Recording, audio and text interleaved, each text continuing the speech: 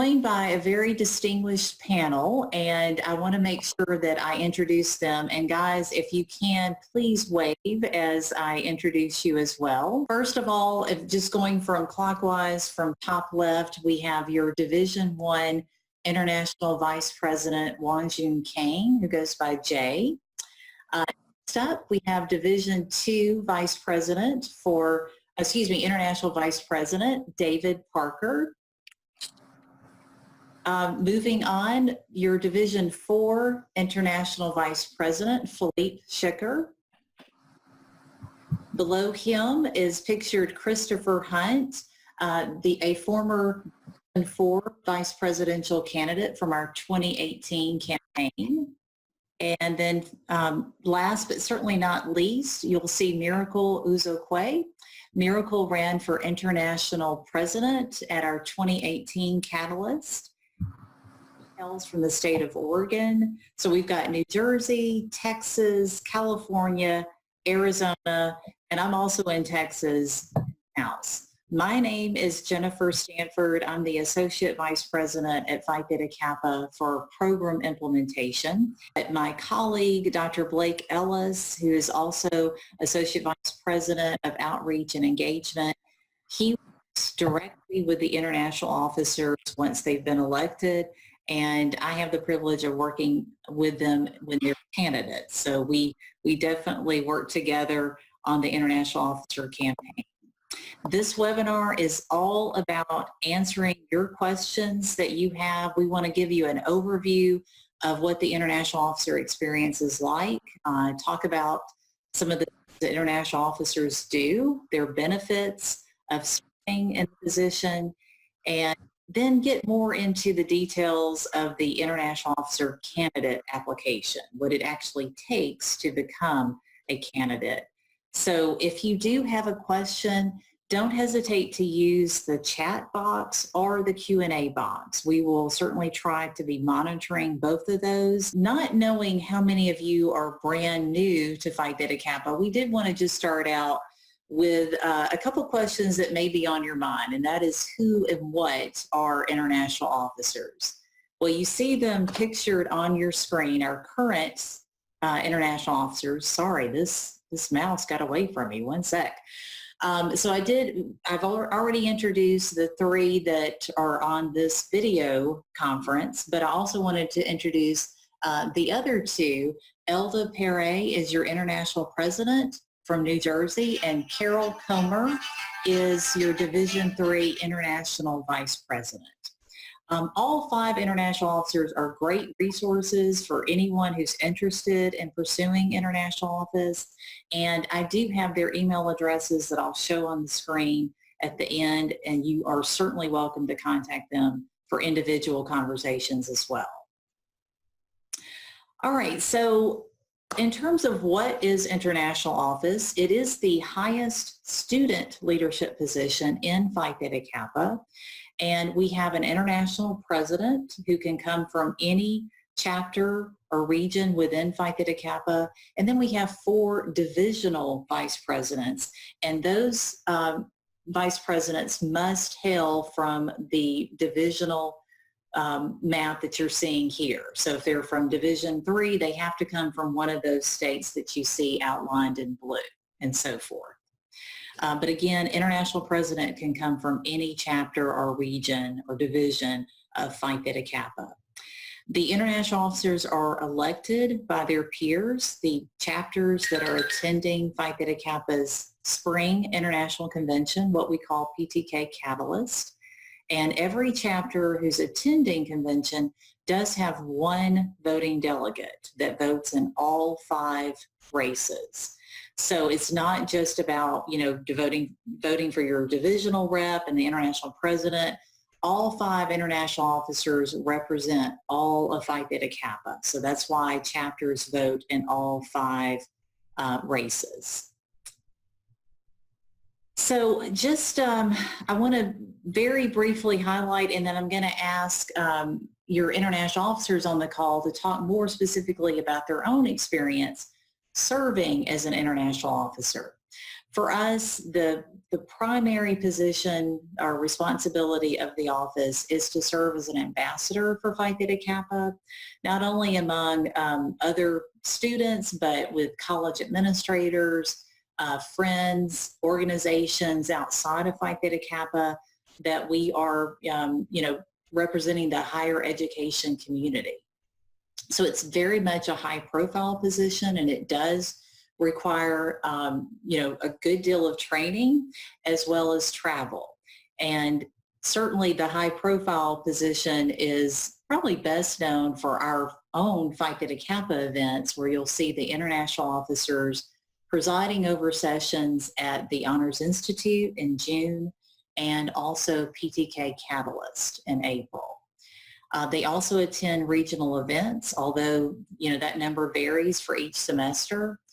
We also want them to remain active in their local chapter, but probably not as an officer. We don't restrict that on a chapter level, but we certainly encourage them to participate as much as they can without, taking on a significant leadership role, leaving those opportunities for someone else. We also want to make sure that they're available as resources to Phi Theta Kappa chapters and especially regional officers. So you see them very active on social media, doing video conferences, and of course, that one-on-one communication through email, maybe phone calls, as well as the travel to regional events.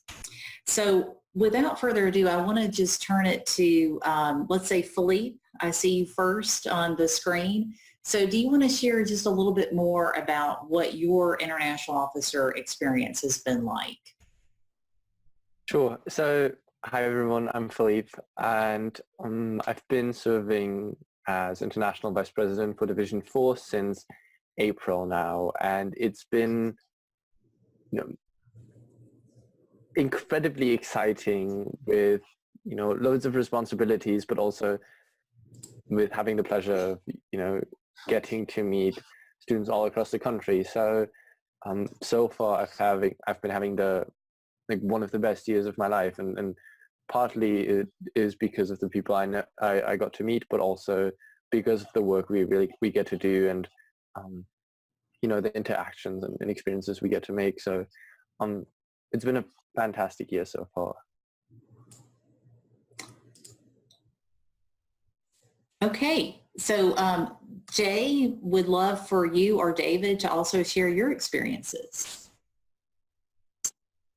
I guess I'll go first. Okay. I've had a wonderful experience, just like Philippe. We definitely have gotten closer together as a family, and the opportunity to be at headquarters was just something that's really amazing. It's definitely an understated part about being an international officer, but going to headquarters and seeing all the workings behind what makes Phi Theta Kappa operate was just a great part of it that I don't think you'll really see until you get there.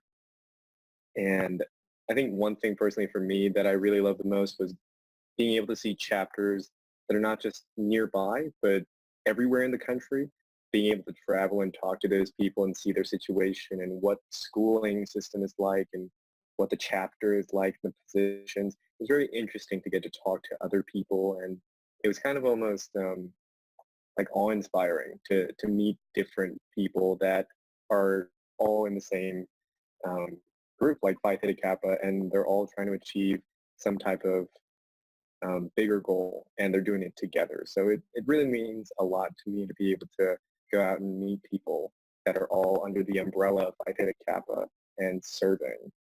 So that's what was great for me so far. I'm sure there's more to come. Oh yes, there's definitely more to come. So thanks, Jay. David, would you like to share? Yeah, Philippe and Jay hit the nail on the head for my experience. Definitely meeting new people, seeing different community colleges and seeing different chapters and how they operate. And what's fun about it all being Phi Theta Kappa, you don't need an icebreaker. You're already family, and you can just get to know each other. One of the biggest things for me has been just be able to work and dedicate so much time to an organization that means so much to me, and just be able to give back to it and actually have a degree of influence to see these big workings that usually are in the background. But it can be a lot of work, but it's like a labor of love. It feels really meaningful to be spending my time as an IO. Awesome. Thank you three very much. And I'd like to, and several of you may want to weigh in, but I'm going to start with Miracle for this.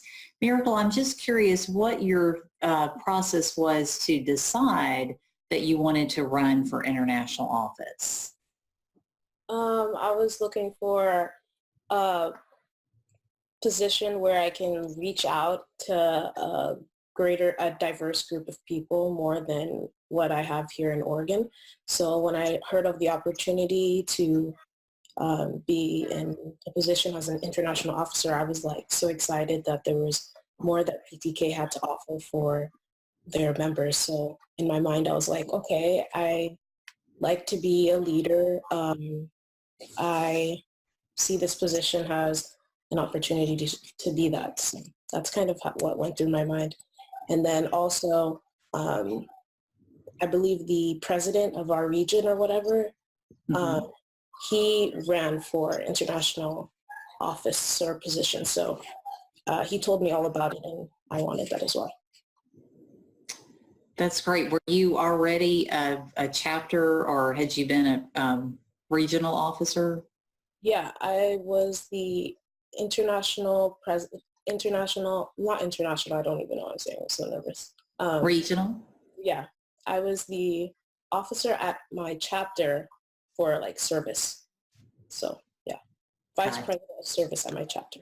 Vice president service at your Portland Community College chapter. Okay, great.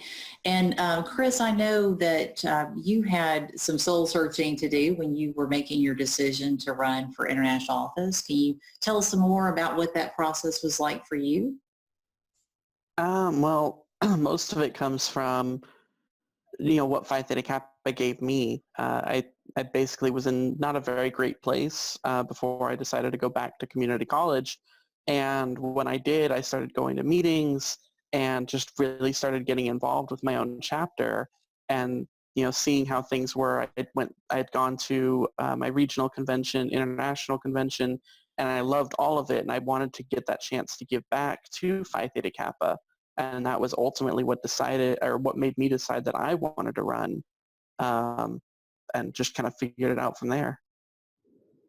That's great. All right. So moving on, one of the things about learning what international officers do, it's also really informative to understand what they don't do. And so if you're wondering, especially since I mentioned travel and the officers themselves had talked about the travel opportunities, I did want to put your mind at ease that Phi Theta Kappa headquarters does pay for all official travel for international officers. So that begins, of course, at your election. So if you're a candidate, that is not a headquarters paid benefit, but certainly once you're elected, we pay for the orientations that you'll come to in Jackson, Mississippi, as well as Honors Institute and Catalyst.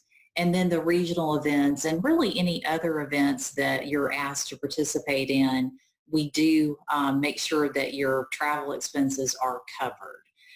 There are a few chapters that you will attend their induction ceremonies. That's not part of our international officer travel budget, but occasionally a chapter will invite an officer and it'll work out in the schedule for them to attend, and the chapter picks up the travel expenses. There's not a speaker's fee, but just the travel expenses for an international officer. But mostly the travel is strictly or mostly devoted to, I should say, to the international and regional events of Phi Theta Kappa. Always have to say this year after year, no matter how wonderful our international officer teams are, and we certainly have a great, great team this year, they can unfortunately only serve 1 year. So there are no incumbents that will be elected for the 2019 year. And so we do encourage the international officers to always be on the lookout for their successors. to really help encourage those that they meet that they think would make good candidates to consider this opportunity. The international officers are not creating new society programs, but they definitely do set goals for chapter program participation and events participation. And I'll let one of you, who wants to talk a little bit more about the goal that you guys set about the past U.S. election participation. Does anybody, I'm just kind of throwing this out there, so would one of you like to share briefly? I can speak on it real quick. Thanks, David. So we teamed up, Phi Theta Kappa teamed up with this initiative called When We All Vote, and it's a nonpartisan voter registration drive. And our goal was just to get, especially students, more civically active. And so just something that we did as international officers to help is we just encouraged chapters to do their own drives and kind of almost like a grassroots approach to increasing voter engagement in their community. Awesome. Thank you for that great explanation, David. And I did throw that out there, but it's a great example of the international officers really making their year their own.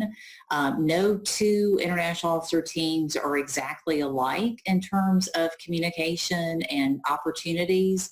And so that's why, just wanted to give you an example of something that the international officers do in terms of their own personal and professional growth throughout the year. Setting policy procedures or guidelines is also not a requirement of the officers.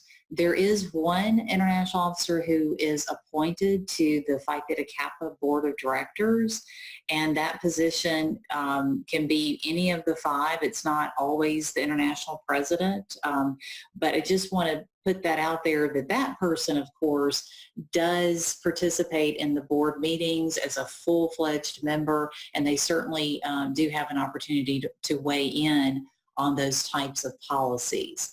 But all of the international officers give headquarters staff incredible feedback about all of our programs and operations and make countless suggestions that help us continue to improve. And so that's a very big part of the international officer experience as well. Okay, so I'm seeing that we've got a couple of questions, and this one I'll go ahead and take right now because it's a very timely question in our discussion. So Keith wants to know for Philippe, David, and Jay, if you can elaborate a little bit more about how this position has changed your lives. So to really begin answering that question, for me, and I think it goes for everyone really, is the changing of your life, this amazing opportunity. It all starts with the simple act of running. Running for international office is what really changed my life. It was seeing my chapter be my champions, having my back, and walking away with a newfound sense of camaraderie and family. That's what really started this whole experience off on the right foot. Now that I am in this position, I've been able to really grow more comfortable with who I am and also speak about different topics that I'm very passionate about. So at some regions, I got to speak about a personal story about mental health and how important that is to me and being an advocate for it. So being able to have these outlets where I can express myself, write a blog post to a very large audience, it's really helped me discover what I want to do with my life, and being able to get a taste of, oh, this is what I want to do. This is what I want my career and life mission to be as an advocate. It's priceless to be able to really understand and cement that passion in place. So that's been my life-changing experience. well, I think definitely Jay? the one thing about like answering questions is to never let David go first, because you can't like out top David. You can't even like get close to what David said. So like next time David's going last. And then, so that's like the way that it's gonna be. But That's fine.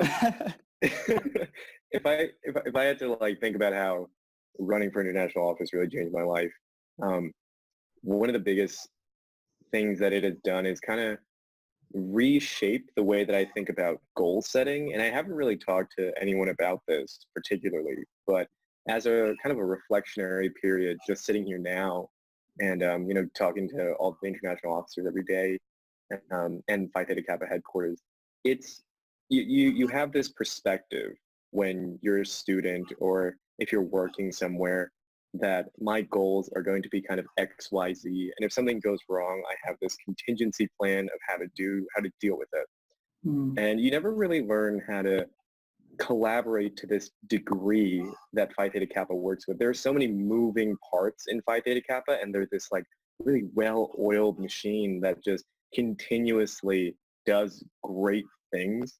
And you want to be able to be a part of it. And then once you're thrust into a part of that machine, you just realize, hey, I can do this, I can do that. I learned how to collaborate with this person.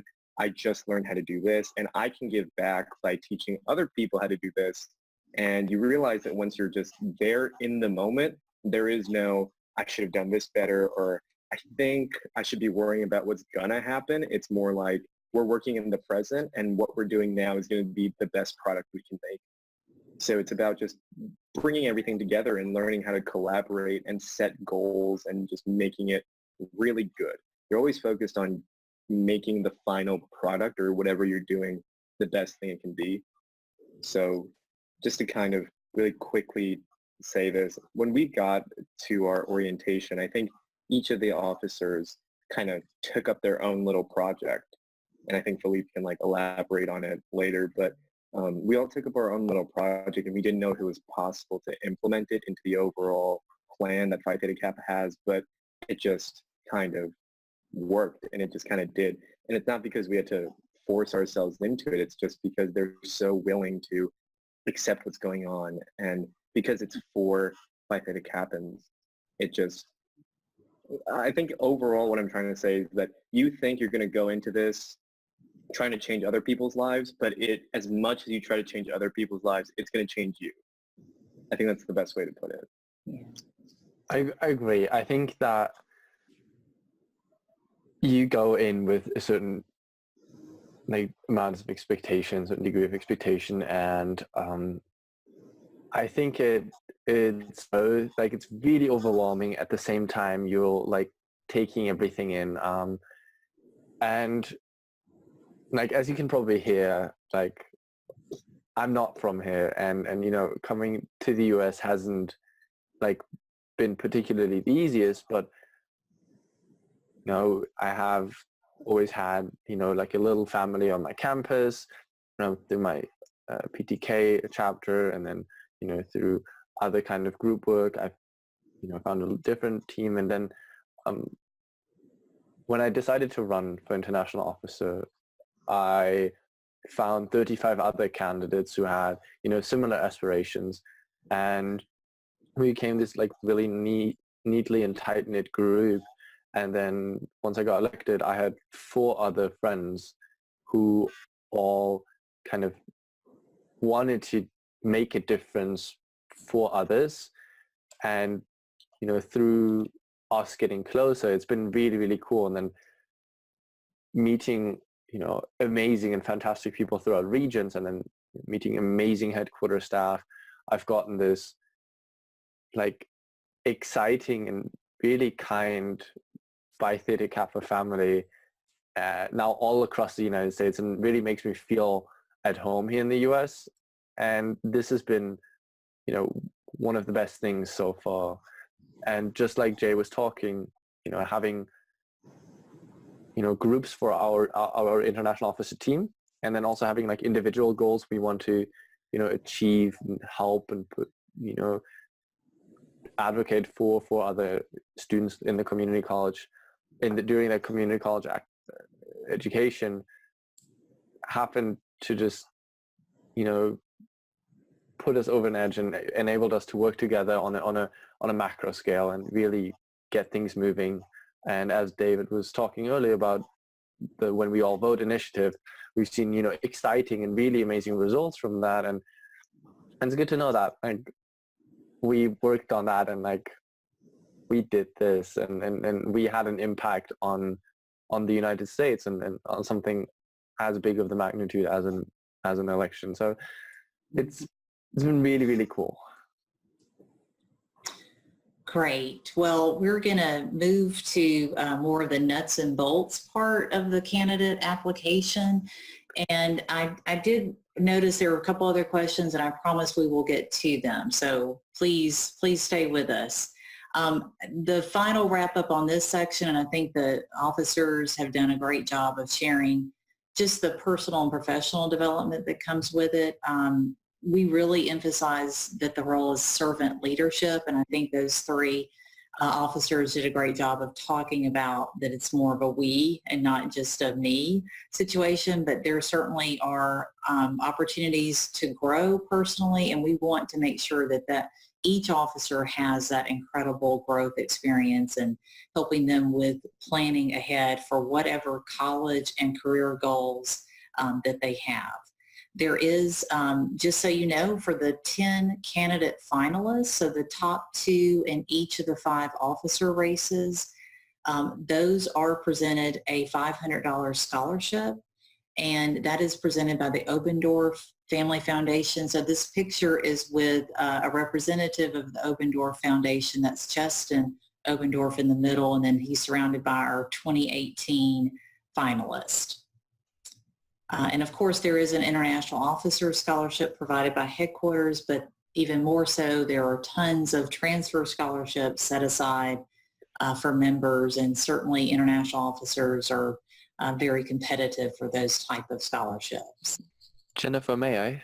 Yes, of course. I would really hope that no one's running just to, get a scholarship, because this opportunity is so much more. And in the end, the experiences are going to be much more valuable. We certainly hope so. I mean, we hope that's icing on the cake, but we know that, many students are struggling to transfer and pay for college. So it's a lot of transferable skills or marketable skills that you're gaining. And speaking of that, this is a slide that shows the major components of the candidate application. And I'd love to hear, I'm going to ask Christopher if he would share some of the leadership lessons that he learned just by organizing a campaign and all the things that entails. So Christopher, can you share a little bit more about that experience? Yeah, I mean, when it comes to organizing the campaign, part of it, I mean, you can see on the slide there, it talks about how you need your letters of recommendation. So getting those people on your side, the people that vouch for you, can speak to your behalf, that's, being able to go up to them and ask them for that can be a little tricky. You learn a little bit about talking to your administration, because you have to speak to your college president. They need to know what you're doing, who you are, why you want to do this. In some cases, you need to organize with your college, because they might help you with your information piece, your picture. I know mine did. And then, of course, organizing the campaign team itself. You need to have people that can represent you, that can speak on what you want to achieve, what you want to do. Find that person who will be your right-hand person, so that can be your campaign manager and will stick it through to the end, who has your back, who knows you inside and out, and can speak on everything that you want to do. And all of those can be, leadership components, even if you don't realize it. It's part of being a great leader, is being able to get people to follow behind you. So. Absolutely. Miracle, was there any particular strategy that you used in, choosing your campaign teammates or organizing your campaign team? My chapter is really small, so there's only 3 of us, and it has officers, and a lot of our members are not as active as others, maybe. So my campaign manager was automatically one of the officers that was with us, because the other officer wasn't able to come to Catalyst, reading like other things in her life. So it was like automatically her, and she wanted to do it. It was great because her major is to be in communication, so she really thought that it would be great to, it would be a great practice run to be a campaign manager, and she was really helpful. Oh, that's great. What was, and anyone can answer this question, kind of zooming ahead just for the interest of time, but how did you go about deciding how your campaign manager specifically could help you? Like what things did you ask them to do? One thing that my campaign manager did, I never really had to tell him what to do, but he reached out to previous campaign managers for other IOs and kind of got their feedback on what helped them. One of the main responsibilities of my campaign manager, and he did an amazing job, is to kind of separate me in a good way from my chapter during the campaign process, because there's all sorts of other things going on. They're going to competitions, they're going to ed forums, there might even be like some drama happening, but he doesn't let me even be aware of it. He keeps me focused on my mission. If there's any small errand that has to be run, he'll find someone to delegate it. So I'm not using any of my bandwidth to figure out, okay, who can I delegate this to? Because ultimately it would have been delegated, but having someone to make those decisions for me was extremely helpful. Right. Well, I agree. Yeah, go ahead, Philippe. My campaign, I just also really need to like shout out to my campaign manager, Yeah. Keith, who's here with us today. But kind of like Miracle, my campaign team was really small. It was just myself and my campaign manager, and we were kind of there, and we felt really overwhelmed. So I really want to make sure that it comes across that it's okay to have a small team. I know that David's was really, really big, and you can see that presence throughout the marketplace, but compared to that, I know that, just my campaign manager and I being the small had also its advantages, right? We were able to, he was able to really speak for me when I wasn't able to speak to someone, and he knows me. And when it comes to choosing a campaign manager, I think it's really important to choose someone you trust, choose someone who knows you really well, and choose someone who you wouldn't mind like letting go on stage and talk for you instead of you, just because you're like that close. And they really are saviors throughout the campaign process. That's a very good point. And, I'm so glad that you re-emphasize that you don't have to have a large campaign team to run for international office. You can be successful with just a handful of people that are supporting you. You don't even have to have a campaign manager, although we highly recommend it just to be a support and help you, because it is a whirlwind once you get to Catalyst. And I think that's really where rubber meets the road in terms of helping you. But they can certainly help when you're doing all the preparations for the candidate application itself.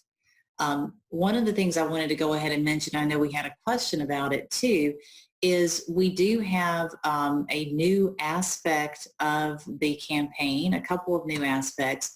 One of them is a brief introductory video that we're asking candidates to film and submit by a YouTube URL, so that you're going to just upload a short video, 45 seconds or less, introducing yourself as a candidate.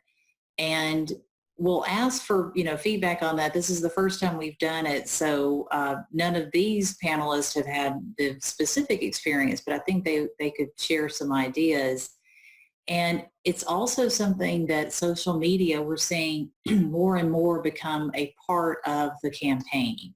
And we have designated a time frame for international officer candidates, those that are actually qualified as candidates, so after the February 13th deadline, and once you've been sent a message confirming that you are a candidate, there's going to be a designated period 2 weeks prior to Catalyst at the end of March where we are going to encourage candidates to use social media as part of their campaign.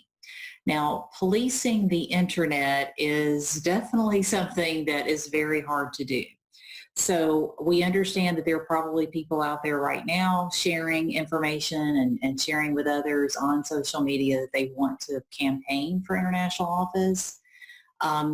We really aren't going to do a lot of restrictions until the February 13th deadline moving forward because they're technically not candidates right now. But we also want to just make sure that the campaign goes by so quickly at Catalyst. For all intents and purposes, it's really just one day, that Thursday, April 4th, before we narrow down the race and all 5 races to those top 2 candidate finalists. So we're trying to give more exposure to those candidates even before Catalyst, but it's not going to be a perfect system, and we ask for Phi Theta Kappa members to help us with spreading that word that we really do want candidates to hold off until the latter part of March before they start quote unquote campaigning online. Doesn't mean that they can't send messages or private messages to anyone that they are trying to recruit maybe for their campaign team. So we can certainly one-on-one answer more questions about that, but I want to get back to the introductory video and just ask the panel, anyone can weigh in here, if you have any ideas about, advice for the introductory video. Again, this is just an opportunity for the candidate to introduce themselves to the wider audience. So Jay, I see your hand. Yeah, I think that if I were going to do an introductory video, I would most definitely try to be as like myself as I could be. Like I wouldn't want to come off a certain way and then try to kind of have that as a face for social media presence and then have like another face for social media interaction. And then once I get to Catalyst, I have to be that person. I would just much rather start off being very genuine and true to myself so that I wouldn't have to worry about doing anything like that. And keeping it brief would probably be the best, like the best things about you in terms of who you can share in like an elevator pitch kind of thing. Like don't go all in, don't go all out. Like you don't need expensive equipment or like crazy things. It should be just be you. I think that's what I would do for the introductory video. Absolutely. It can be filmed with a smartphone. It does not have to be, in a studio. We know that there are some college campuses that have that type of equipment and may take advantage of that, but we don't want anyone to feel pressured to do that type of professional level video. I would say like an idea that popped into my head, like obviously is to be very creative because you, especially if you are coming from like sides that is farther away from where we're having Catalyst this year, so that you can bring out yourself so that others can see you. I don't know if people have watched different like TV shows where it's like a one shot while they're walking. So like you could do one shot while you're walking through your campus and like talk about different things so that you're walking through different places and different things that you've done as a chapter. So something like that so that people can remember you, because although you want to be yourself, you also want to be the best of yourself, the better of yourself. You want to make sure that you really come out so people can remember you. Absolutely. And I think that's where, there's a lot of creativity that comes into play with several aspects of the campaign, from the new video to your distributable information piece. You get one item that you can distribute to the voting delegates at Catalyst. It has to be an informational piece. You can't give out Rolex watches or anything like that. It has to be just an information piece. You can give them out. You can give them to me. That's right. That's right. So you're not buying anyone's vote, but you are. That's another way to help introduce yourself, especially when you have such limited time. So definitely agree with Miracle. And for sure, you know, it's great to get others involved in this process. Don't feel like that you have to do all of the brainstorming yourself. You know, if you have friends who are particularly creative, even if they're not Phi Beta Kappa members, I mean, certainly your chapter is going to be a great resource, but, you know, spread the love. You can certainly have others help you with that. I also wanted to talk about the speech, and I'm curious, we have a little bit a different type of question that 2019 candidates are going to be addressing, but it's still very much highlighting the honors study topic. So not your traditional campaign speech. So who would like to share a little bit more about how they went about preparing a more of an academic speech as a candidate last year? It could be any of our panelists, anyone who wants to weigh in. I have kind of a story about writing my speech. Don't let him go first. No, I'm sorry. Does anyone want? I don't have to go first. Go ahead, David. Okay. David, you're fine. But it's kind of funny. So I got hung up on it being academic last year because I was like, scholarship is my favorite hallmark. And so I was trying to be very academic, have this very kind of rigid approach to a topic that I had. And on that point, make sure that you do a topic that your passion will show through. That's just a little side tip. But I got really hung up on making it too academic. And when I first gave it to my campaign team, they were like, who the heck is this guy? This isn't David. This is kind of bland, kind of boring, a little too academic. And what I ended up doing is this is how I wrote my speech. I went into a room and I kind of locked myself in there and I said, let's pretend I had to give this off the cuff right now and let's see what happens. And that what I gave at that point became my skeleton. And I found that that was a much more authentic representation of me and my thought process. And that just goes back to the point Jay made earlier, is be genuine, not just when you're first introducing yourself, but throughout the whole process. So figure out how to make yourself the most genuine version of yourself when you're giving your speech. David got most of the important things when it comes to, you know, coming up with a speech, or it's just something you really need to be passionate about, because you have to be on stage giving that speech and, you know, having people believe that you are, like, that's something you believe in should come through in that speech. So, you know, talk about something that is personal to you, talk about something that you can, you know, empathize with, something that happened to you, and then, you know, make it into speech. Well, that's a great point, and it's a good segue to answer a specific question about the honor study topic speech. As I mentioned, it is a little bit of a different question this year because we're trying to tie the honor study topic with an eye towards the career field. And so Tim asked a question about, you know, does the question that you're responding to about how a global trend is transforming, for better or worse, a career field associated with one of the honor study topic themes. And his question is, can you talk about just one career field or career fields in general? And as long as you can relate it back very explicitly to one of the honor study topic themes, for example, if you were doing something that was related to medicine, you would want to be sure that it was either on networks of life, or, I mean, really there could be more than one theme for that, but make sure that you're being explicit about how, I would say, it doesn't have to just be a narrow field. It can be a broader career field like medicine.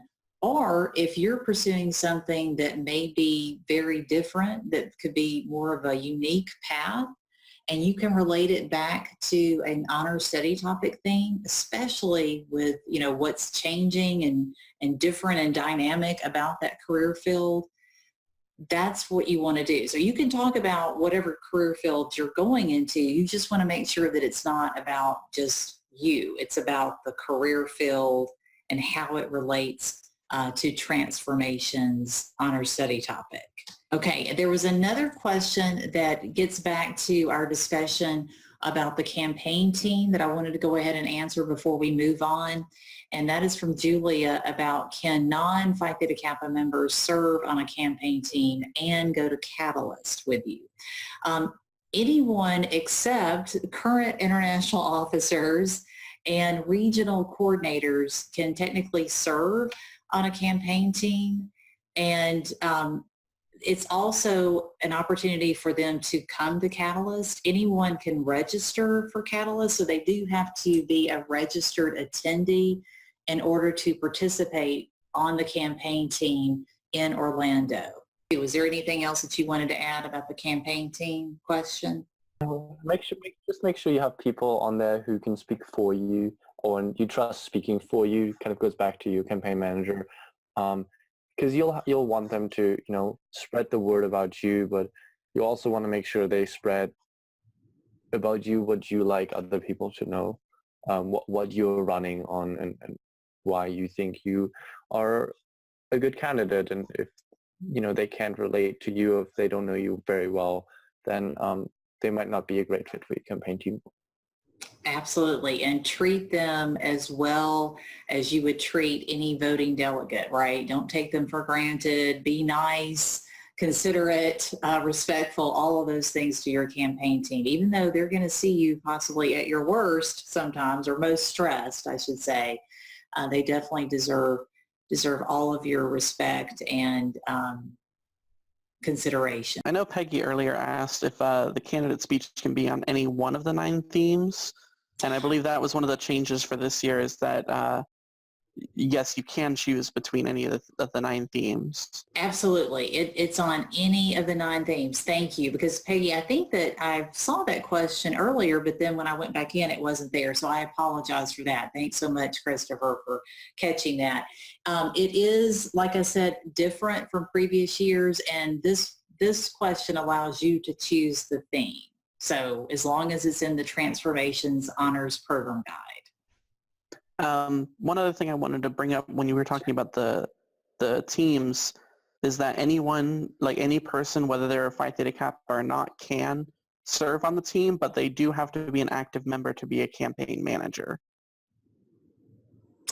Absolutely. Great point, Christopher, and I didn't say that. So I pulled up another, and I'll go back to the manager slide. They do have to be an active member, which just means that they're currently enrolled at the 2-year college, or the college where their Phi Theta Kappa chapter is located. So, certainly keep that in mind. Other campaign team members, you can have alumni. You can even have former international officers that help on the campaign team. And know that your current international officers can share advice, but they're going to be as neutral as possible, right? They're going to share the same type of advice with everyone who asks. So, but we're all definitely a resource for you there. Okay, let's do another question that came in. Okay, can my husband campaign for me as long as he's a registered guest?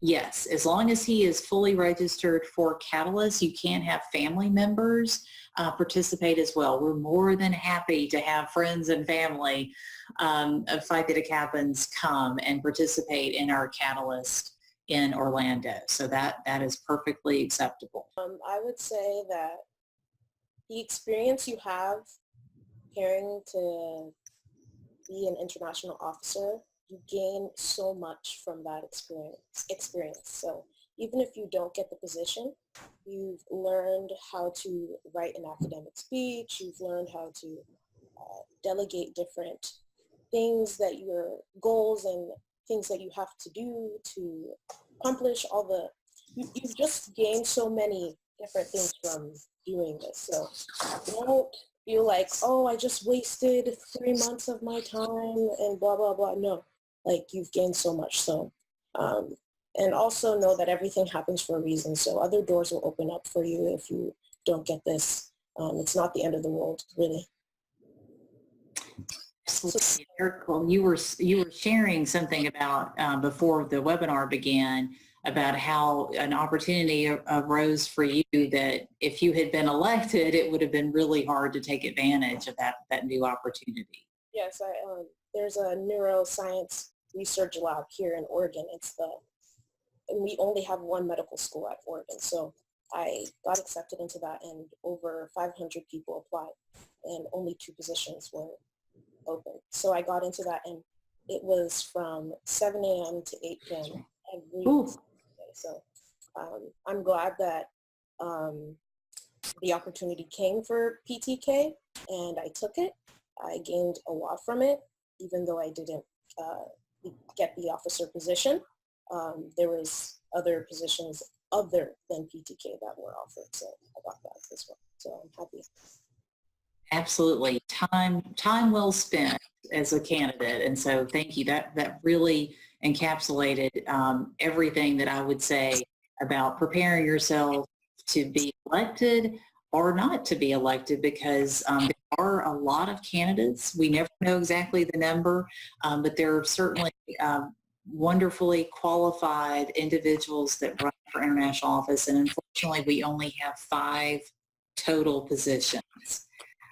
So another quick question about the responsibilities or role of the chapter advisor for a candidate. So Philippe, I see that you've raised your hand. I don't know if you were going to weigh in about that, or is it?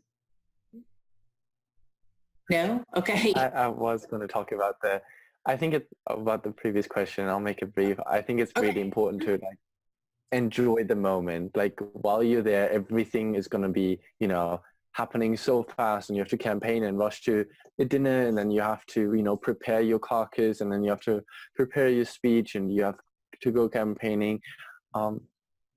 As hectic as it is, I think it's really important also to enjoy your time there, because it is a really, really cool experience. Okay, and just to get back to that question about what the advisor's role is, certainly they can serve as a campaign team member. There are 2 letters of recommendation, as were noted on the other slide. I'll go back to that real fast. And it can be the advisor can write the one from the chapter, or it could be a chapter member or officer. So it is possible that the advisor can write that. And really just, we encourage the advisor to attend the orientation that we hold on Wednesday in Orlando. So Wednesday, April 3rd. The advisor's attendance is not required, but we invite the campaign manager and the advisor to attend those events so they're fully knowledgeable about what's going to happen during that campaign experience. Shout out, this is during the candidate caucus. This is Christopher and Miracle's interview during last Catalyst. Here is our contact information for the staff. My email address is on here, jennifer.stanford@ptk.org. My colleague Blake's, you'll see there. The link to the application is here. That's very long. I understand you're not going to copy it.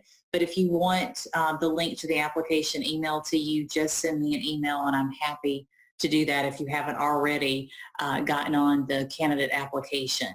It is extensive, and so, it's definitely something that you're not going to complete in one sitting. And, it's February 13th is the deadline that you're trying to meet. And so you do have to get all of those elements together by February 13th in order for it to be considered a complete application. Do the international officers have time to study? And so I'll let Jay, do you want to answer that one? Yeah. So I really had no idea how to go into telling my professors about the fact that I'm going to be traveling 3 consecutive weekends in a row. So I'm going to be missing a Friday class or a Thursday class. And they were, honestly, all my professors were very nice about it. And because a lot of the professors in my school know about Phi Theta Kappa, and they thought it was really interesting. A lot of them were saying, tell me more about it. So I got a lucky break in the fall semester. I'm hoping I catch that again in the spring. I don't really know. But you definitely have to tell them way in advance. and then they'll understand. I think one of the big things is that you can't really plan for everything. So no matter what happens, like, something might happen that's unforeseen, and you just kind of have to deal with it. But you also kind of have to, like, I think, like, as funny as this might sound, like, you have to, like, plan for something to possibly go wrong, and, like, you just have to work with it. But it all comes with the planning and the lessons that you learn at headquarters and everything you learn during orientation. So you do kind of find time to work. It's just you have to really plan yourself ahead, like 3 weeks in advance, 2 weeks in advance. And I guess you inadvertently get a lot better with time management because of it. So I'm grateful for it, and I'm really, I really am grateful for it. Well said. And scholarship first, right? As an honor society, we really do want the international officers to prioritize their studies. It is always challenging, I think, especially when you have as dedicated and ambitious international officers as we have this year. They have a lot going on besides just their international officer role. And so you do want to have very realistic conversations with your family, with your chapter. If you work and you have job supervisors, definitely have that conversation with them sooner rather than later, because you'll need all of their support. Well, we are out of time, but I just want to say thank you to our fabulous panelists. You guys were wonderful. We really appreciate your sharing your experiences. The international officers' email addresses are listed here. Thank you all very much. Have a wonderful weekend, and we look forward to seeing all of our candidates in 2019.